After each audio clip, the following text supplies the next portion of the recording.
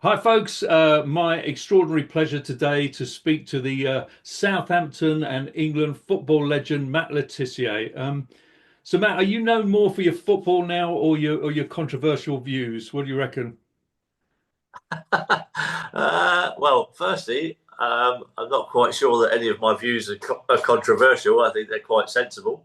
I agree with Uh, you. and secondly, I'd hope that I was a bit more famous for my football than I was for having an opinion on politics. Absolutely. When you were, like at Southampton, when you were at Sky, were you, did you have different views from other people, or did you feel you were kind of like the same as everybody else? To be honest, when we were at Sky, we basically just talked about football the whole time. So we didn't really talk about politics too much, if I'm honest. So I really didn't know until 2020 that people's opinions could be so polarizing. That sacking from Sky, was it a shock to you, or how did you feel about the whole thing? No, it didn't really come as a shock. I think I think it was building. I don't think they liked me having an opinion on things that went against the narrative. And there were a couple of things that had happened, with the COVID stuff and the Black Lives Matter things, that kind of gave me some clues as to what might be coming shortly. Did you have a sort of specific objection to the Black Lives Matter thing? On what was your point of principle about that? What was my point of principle? My point of principle was that I'd kind of looked into the Black Lives Matter movement and what they stood for, and I didn't agree with it. Mhm. And so I wasn't prepared to sit there and endorse that kind of message to people. The organisation, I think, has now been proven to be pretty corrupt when you see what the money has been spent on that was raised to go towards it, where the leaders of Black Lives Matter have spent that kind of money. Yeah. Um, and so I feel pretty vindicated in the stance that I took. So the whole George Floyd thing, what was your view about that? I didn't really understand, given the circumstances around it. I didn't quite understand what was going on there. First and foremost, why there was such a um, it was dealt with in the way that it was.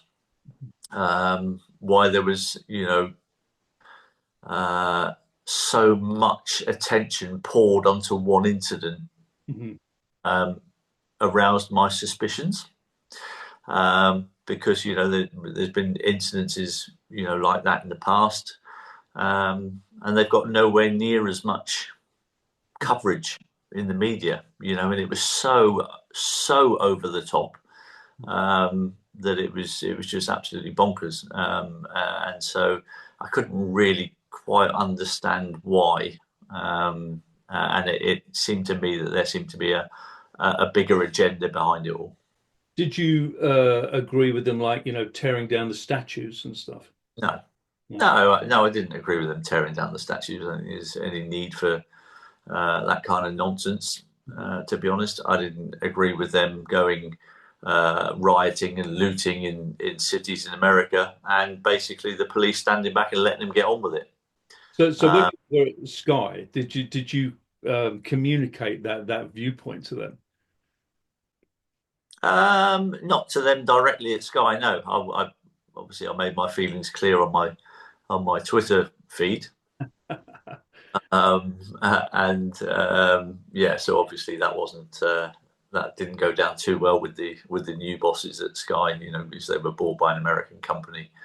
So did Uh, they just come in and announce that you've got to wear the badge or something? Is that what? yes, yeah. So yeah, about I don't know, a minute before we were due to go on air, the producer came in to us and said, "Oh, we want you to put these on." And I looked at the producer then and I went, "Do I have to do that?" Mhm. Because I didn't. Obviously, I'd looked into that and I didn't really support that. And he kind of looked at me and he went, "It's in your best interests if you do." I was like, oh, okay. And obviously, we're just about to go on air, so I have to make a decision. So I put the badge on, but I felt so uncomfortable one afternoon. And the second that the show was finished, I took the badge off and I went back to the producer and I said, "Look, so you can have that back." I said, "I won't be wearing that again." I said, "I felt very uncomfortable wearing that, endorsing that message." And if you want me to wear any other badges, because we did the Kick Racism Out campaign, and I've supported that Yes. throughout the time I was a professional footballer, and post football as well. Mm-hmm. I said, so if you want me to wear that kind of badge, I'm more than happy to do that. Yeah. And that's kind of where I left it with them. How about your co-presenters? Did they readily just put the badge on?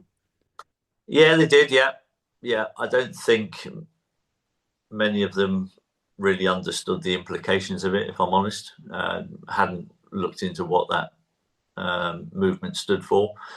And I know they came out weeks later and gone, oh, it's just that Black Lives Matter. It's not related to that movement. Mhm. And I was like, well, it's a really strange three words to choose if you don't want to be linked with that movement. So it's a little bit tenuous, that. So yeah, it was all a bit. I thought it was all a bit too much for me at that point, and I wasn't prepared to wear that badge any longer. So, had you been playing football at the time, would you have taken the knee before a I'd, match?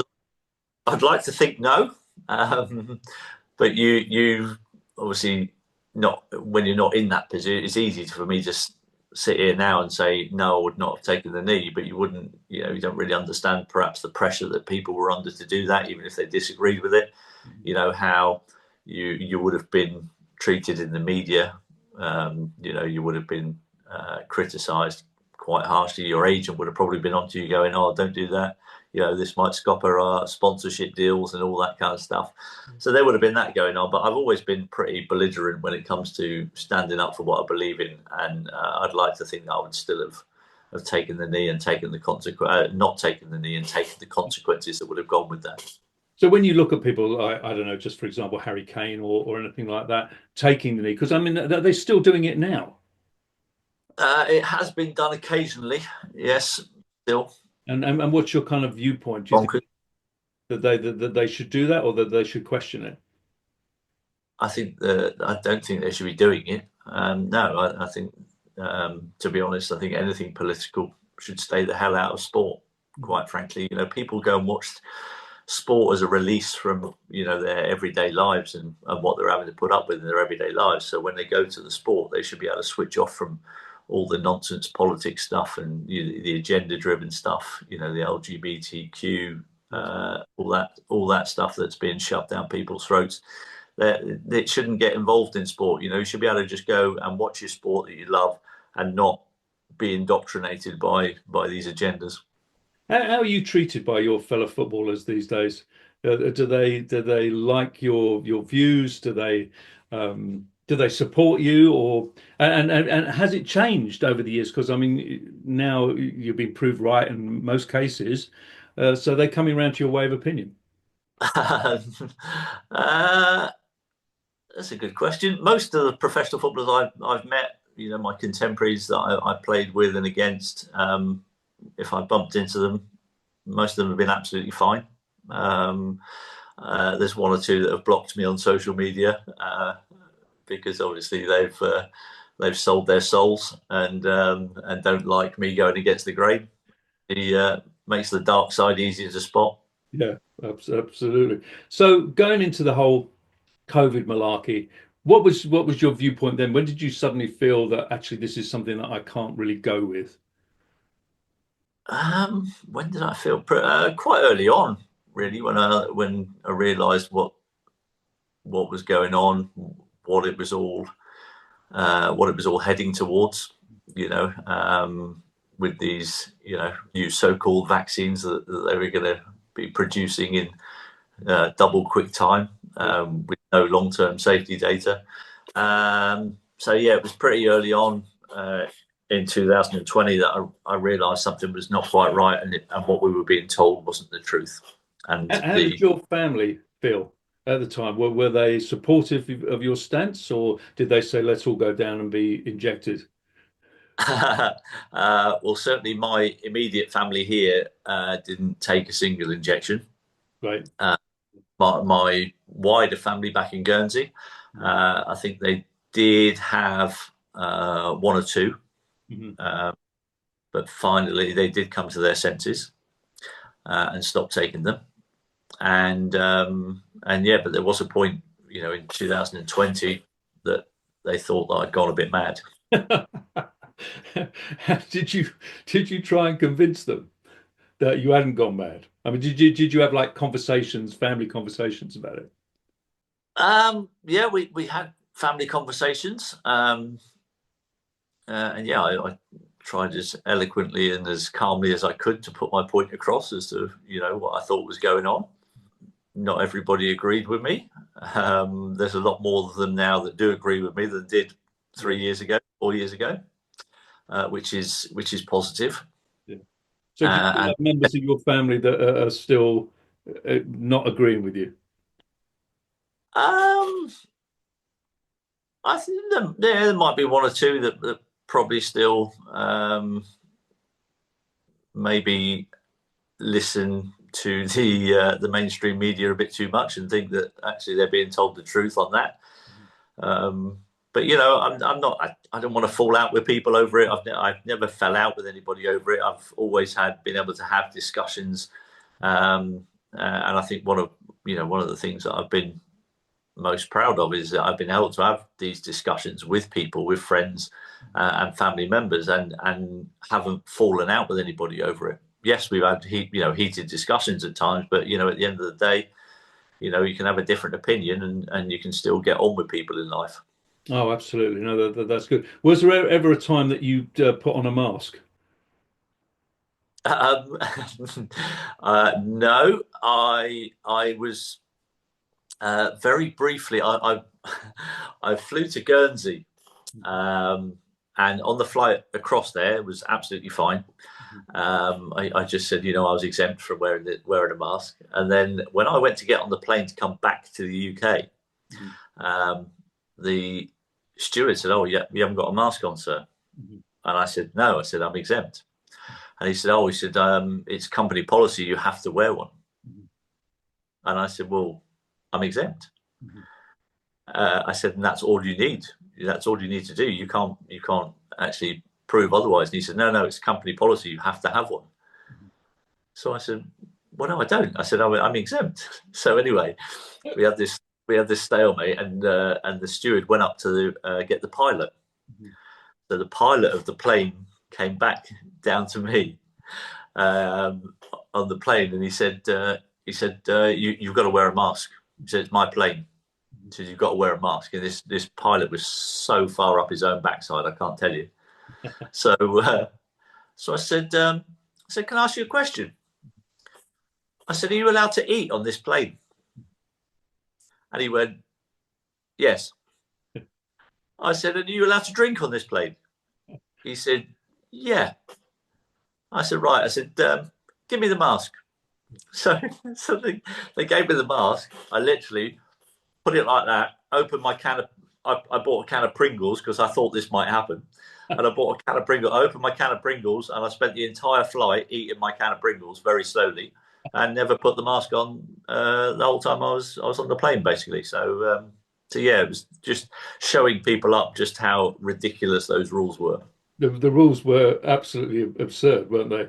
Walk Yeah. into the bar and you could had to have your mask on to go to the bar, take it off when you're eating and all that. I mean, it was astonishing, and I always used to amuse me where people were in their cars driving around on their own with the mask on, which was always very weird. Did you ever get like shouted at in a supermarket or something by not wearing one? No, I would just when I went into shops, I would just smile at everyone, and if anybody did question it, I'd just say very calmly, "I'm sorry, I'm exempt," Yeah. and then I'd walk off. And so I never got into long conversations or arguments with people. I just calmly told them exactly why I wasn't wearing one. Right. Did you wear one of those badges, like an exemption No, badge? No. So that was quite brave because I don't think I was as brave as you. I used to have an exemption badge, so that I could go out and then I wouldn't get, harassed. So, but you went out without the badge, yeah? Yeah, I don't. I don't. If as I said before, I'm quite belligerent. If I think I'm in the right and I'm pretty confident with my views, I'll stick up for myself and I won't bow down to authority in that way. Well, so what do you say to people? Because obviously there will be people watching this who will say, I actually had the injection and I did it for the right reasons because I was told that, I wasn't going to infect Granny and all of that. So, I did it, because I believed what was said. So, I mean, what would you say to those people? Because we're sort of basically saying that they were wrong. I've just encouraged people to think for themselves and not to automatically uh, defer to people in authority just because they got a white coat on and they got letters after their name telling you what to do. I'd say, go and take a look for yourself. Always hear both sides of the story and then see what your gut says about things and make your own mind up. Absolutely. So, did you then embark on going on out on all the protests? Because you won't remember, but I met you at one of the protests, and you actually, I asked you two or three questions. It was at the nurses' rally where they were all doing, and I think you were up on the steps listening to speeches. How did people react to you there? And had you been out to many rallies before? I think that was the first one that I went to. I went to some after that as well, Mhm. but I think that was the first one that I went to, and the reaction was amazing. Yeah. Actually, people that were there incredibly supportive. I think it really helped because my wife and daughter came along with me to that, and they saw the reaction of other people Yes. to me as well, and I think that gave them a lot of confidence in still supporting me Mhm. and so that was a pretty special day actually. It was very poignant, wasn't it? Because they laid all of their uniforms out in Trafalgar Square, didn't they? So it was Yeah. quite an emotional moment, and people were being forced out of their jobs and everything. So it took quite a lot for a lot of people to stand up. Is it easier for you to stand up because maybe you are financially okay? Had you been, poor, would it have been more difficult for you? No, I don't think the question is particularly relevant because I still have a mortgage to pay. Yeah. uh, I'm not a multi-millionaire retired footballer like most people think. Mhm. I retired from football some 23 years ago now. Mhm. And when I retired, when I was playing football, the highest wage I earned, my highest weekly wage was just under £4,000 a week. Mhm. So that's not going to be enough to see you through the rest of your life, unfortunately. And even that kind of money I was only earning for the last maybe 5 or 6 years. Mhm. So there's this massive misconception that I can afford to speak out. Mhm. Uh, no, when I lost my job at Sky, I was in danger of having to sell my house because I've still got a big mortgage on this, and I had to go out and find other ways to earn money. And so has there been like a huge personal sacrifice for you by taking an opinion? I mean, if you lost Uh, half your jobs, yeah, oh, absolutely, yeah. My earnings have taken a bit of a hit. Don't get me wrong, I still earn good money, but I would say probably I'm probably earning close to 50% less than what I was, 4 or 5 years ago. so what are the types of things that you do now that have compensated for that loss of earnings? So I do after dinner speaking, Mhm. which I was doing alongside my Sky job anyway. So that's kind of become, my main kind of focus, my main source of income. I'm a director at a local football club here in Southampton, Sholing FC. I do lots of appearances, handing out kids trophies for football tournaments. I do the cameo videos, that people can request for people's birthdays and all that kind of stuff. So there's been lots of different things. I'm an affiliate with a CBD company as well, with Supreme CBD through Anthony Fowler. Yes. Uh, and so yeah, those are the things that I'm doing to pay the bills. Do you enjoy your life more now, being sort of maybe out of the mainstream? I think, yeah, I'm much more comfortable with my life now. Um, I think being the last kind of 6 months at Sky, it became very uncomfortable. Yeah. Having an opinion that was going against the mainstream narrative, of what Sky News were pumping out. Yeah. Obviously, Horrendous. working for sports, Yeah. it was a bit of conflict. So yeah, I think not being involved in that now, it makes me a lot freer as an individual. So you obviously talk to people like, Mark Lawrence and how woke was it getting at Sky? Because he was obviously saying how woke the BBC was. Oh yeah, it's infected, all institutions. If I'm honest, from what I can see, from what I've read, from people I speak to, um, and it just appears that common sense has completely left this country, and quite frankly, it's not a country that I enjoy living in as much as I used to. Well, what do you think of the worst aspects of what's happened to the country? One of the worst aspects, um, I would say, the worst aspect is our politicians, the people that we've apparently voted into power. I didn't vote, so I don't really take responsibility for that. But I can't understand how the people who are in a position to spend the money that is generated in this country, how they have so little regard for the people of this country, and how they appear to want to do everything they can to make it as hard as possible for people in this country to live. They take more and more money off them with more and more taxes, and they enrich themselves while they're in these positions. And the country is getting poor. The people of the country are getting poorer and poorer. Have you ever thought yourself of emigrating? Because I know a lot of people are thinking of leaving.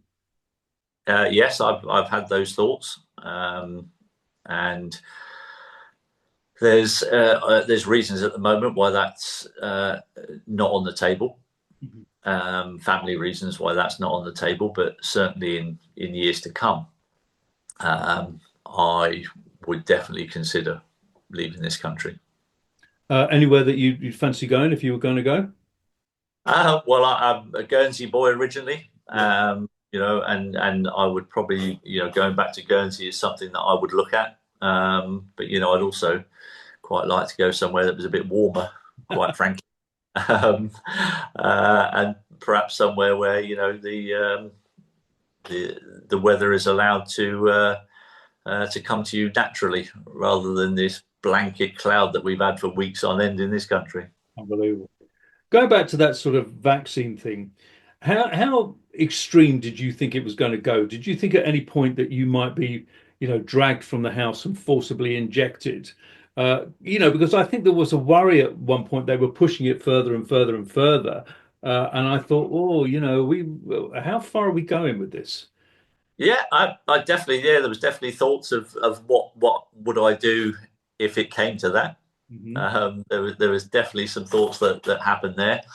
I'd even kind of come to terms with the fact that when they were talking about vaccine passports and all that kind of stuff, I'd pretty much come to terms with the fact that I would never leave this country again, Yeah, same here. Yeah. because I would not take Mhm. that vaccine, even if it meant not leaving these shores again. I would have had to have stayed in this country, because I wouldn't have taken it. Yeah, because a lot of people were saying, "Well, I've got to take it, otherwise I'll never have a holiday again, or my work." Yeah, well, I'm sorry, no amount of coercion was going to get me to take that drug. And it's interesting because you were criticised a lot, saying that you were putting people's lives at risk. How did you feel when people were sort of piling into you on the media? I was quite comfortable that I wasn't putting anybody's life at risk. I was quite comfortable in the fact that I knew that the actual lives that were being put at risk were the ones from the people that were taking the injectables. So it was actually the pharmaceutical companies that were putting people's lives at risk, and not me. So I was quite comfortable in that. So, as someone who's been in the public eye, how did you feel about other people in the public eye, like I don't know, Piers Morgan, Dr. Hillary, these sort of people who were punting it out day in, day out. Did you ever come across any of those people? Did you ever have words of with people in the media who had those views? I haven't really come across them in actual real life. I don't really mix in those circles, quite frankly. You know, I prefer to keep out of those kind of circles, and I tend to socialise with my actual friends, and not the falsies in that world. And so no, I haven't come across them. What do I think about them? I think some of them are hugely compromised, and they have to do exactly as they're told by their handlers, quite frankly. And I'm pleased I'm not in their position. I can when my head hits the pillow, I can sleep very thoroughly at night, knowing that I've done the right thing. Absolutely. So during all of those protests out there, I found I filmed quite a few of them. I found the police to be incredibly aggressive. Have you kind of lost faith in the police in this country and the way that do you think that they've become very political? Oh, unbelievably political. Two-tier policing is an actual thing. It really does go on. And it's gotten worse, and I think it's been highlighted a lot these last few years. You know, the way that the difference in the way they police the freedom marches, as opposed to the way they police the Black Lives Matter marches, was very markedly different. And so yeah, I've lost a lot of respect, not just for the police, but for the judicial system, the medical profession, the pharmaceutical industry. And there's probably a few others that I've missed out there as well. I would put MPs in there, but I never had respect for them in the first place, so they don't count. So how difficult is it? Because I feel exactly the same. How difficult is it to function when you actually don't agree with the police anymore? You don't trust them. You don't trust the politicians. You don't trust the doctors. I mean, have you lost complete faith in all of that side? I lost a hell of a lot of faith in that side of things. I now have enough contacts with wide awake doctors and people like that if I was ill, I would probably stay away from hospitals at all costs, if I'm honest. Would you go down the natural route, like a I sort would, of yeah, I would definitely go natural route from now on, from here on in. Luckily, touch wood. Funny enough, the last 4.5, 5 years, I barely had a sniffle, which is amazing, really, considering I didn't take the poison. which is probably a coincidence, I'm sure. Isn't that? Yeah. Yeah. How did you feel about Kier Starmer at the moment? And are you political? Are you like I mean, you strike me as being more to the right, or is that correct? Or are you left wing, or what are you? To be honest, I'd never really engaged in politics too much. But if you were to press me, Mhm. I would have described myself as a very much a centrist. Right. You know, I'm a Libran for a start, so I like balance in my life. Yes. You know, I like to weigh up both sides of the equation, both sides of the argument, and then make a decision. But you know, I'm very much for freedom of expression, freedom of speech. You know, I don't know if I don't know where that sits on the political spectrum. If that makes me, you know, far right, far left, centrist, whatever. But I'm very much for freedom of speech, and I'm very much for the government having as little interference in everyday people's lives as possible. So how do you feel now? You know, and I have to say I'm a supporter. How do you feel with Trump coming in? Do you feel some of the directives have been good? He's left the WHO, hasn't he? And I know he's sort of looking into the health implications of everything. Are you pro him coming in, or what do you feel?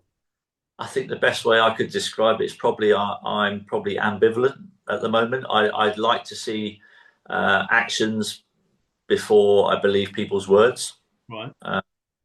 and I think he's made a lot of promises, Mhm. which you know he's now got to back up, Mhm.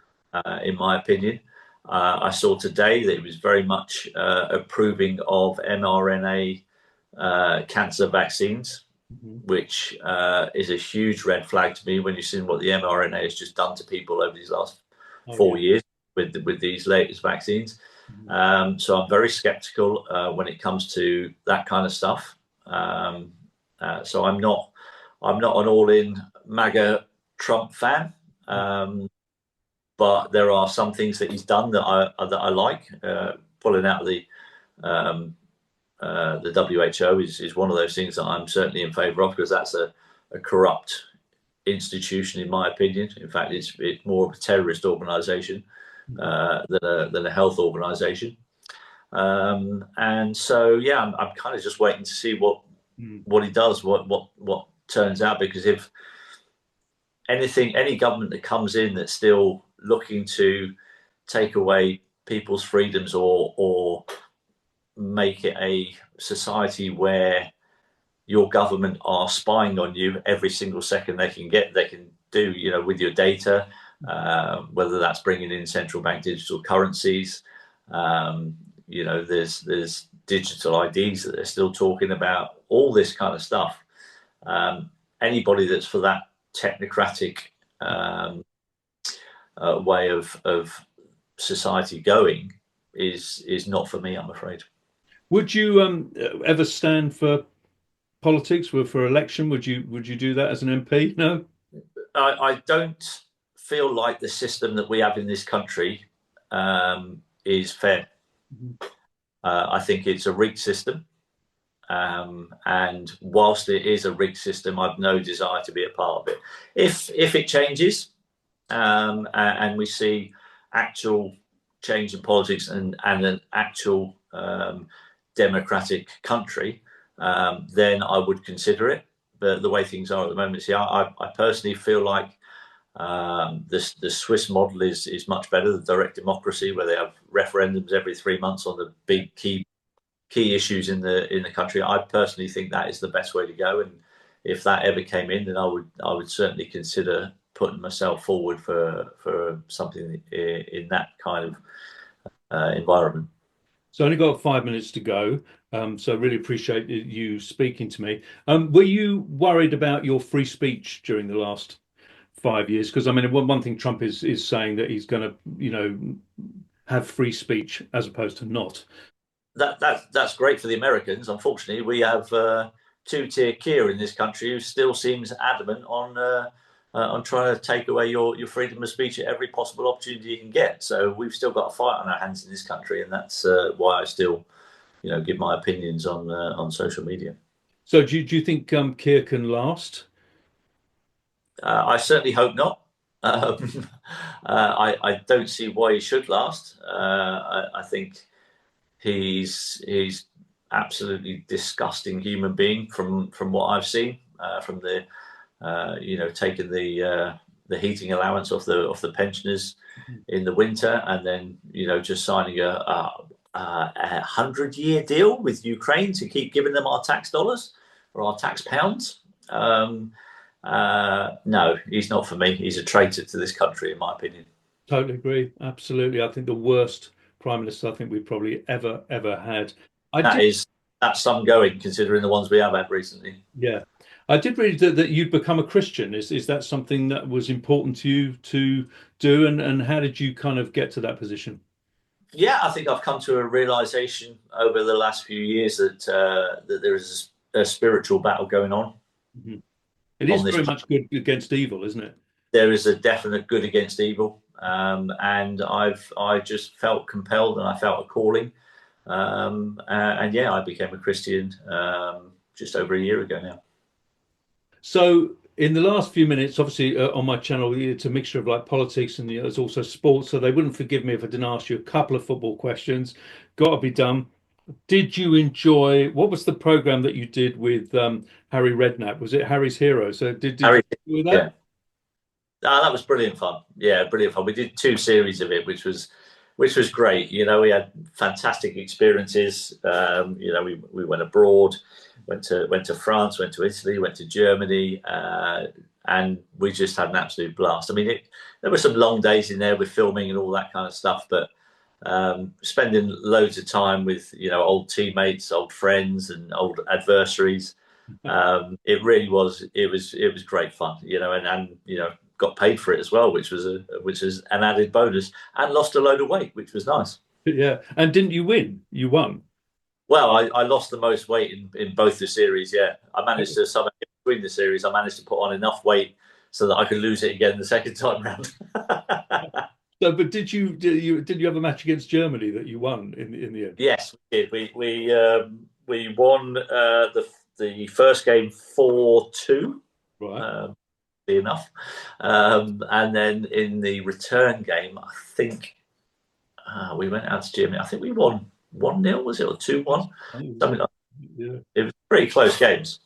So why didn't you play more for England? I mean, you were obviously the most gifted midfielder of your generation, and Hoddle overlooked you for the World Cup, didn't he? And what you got 8 caps, I think.